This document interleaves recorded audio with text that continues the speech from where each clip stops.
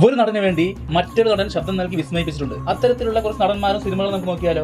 FIR സിനിമയിൽ വില്ലന് വേണ്ടി ശബ്ദം നൽകിയത് വിജയ് മേനോൻ. സത്യത്തിൽ ഈ ചോദ്യം മിസ്റ്റർ മുഹമ്മദ് ചോദിക്കേണ്ടതാണ്, മറന്നതാവും.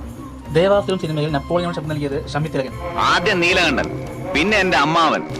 ഇനി ഏഴിലക്കരയിൽ ആർക്കെങ്കിലും നീ പാവരിക്കുന്നുണ്ടെങ്കിൽ. ഉയിരേ മൂവിയിൽ ഷാറൂഖ് ഖാൻ ശബ്ദം നൽകിയത് അരവിന്ദ് സ്വാമി.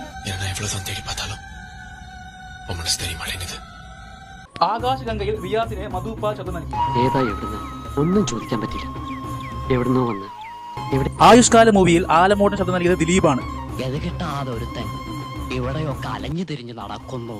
ശിവം സിനിമയിൽ രാജൻ പി ദേവിനെ സുരാജാണ് ശബ്ദം നൽകിയത്.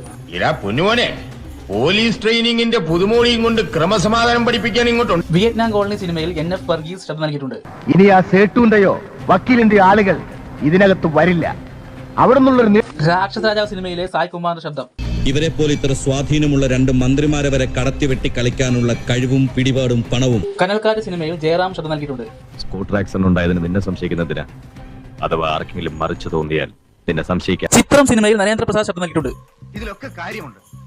എനിക്കൊരു കൊച്ചുമോനോ മോളോ ഉണ്ടാകുന്നത് ചാപിള്ളയാവാൻ